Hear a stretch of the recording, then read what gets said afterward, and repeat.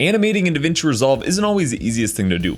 Even if you have a good system for it and know all the tricks, it's still a really time-consuming process to create even simple animations that look good. That's what I built the AnimEngine to fix. Currently it's in version 2 and has a ton of crazy features. But to sum it up, it's an extremely powerful framework that EditorCollection is built on, allowing you to create simple animations or even complex animations without the need for keyframes. Let's talk about some of the features. First, you can base everything off of either seconds or frames. Most of the time I just use the seconds control, and that's the default option throughout the tools. But to get more precise control, you can switch it to frames with just one click. The AnimEngine allows you to toggle on or off the in and out animations for the effect. These are separate, so you can have it animate in and not animate out, or animate out but not animate in. Once you choose the animations that you want, that's where the next set of controls comes in. By default, they're linked, so the in and out animations are exactly the same. Switching it to custom allows you to change them separately. The first control is the animation length. We can either move the slider or just type in a number to specify how long we want the animation to be. Right below that, we can tell the tool to wait a specific amount of time before it actually starts the animation. If you don't have the in and out animations linked, you'll have another version of these tools to control the out animation. Now, animations can't be longer than the clip itself, and when you're working with multiple animation controls, it's sometimes hard to keep track of that in your head. That's why the AnimEngine will tell you if the animation is too long for your clip.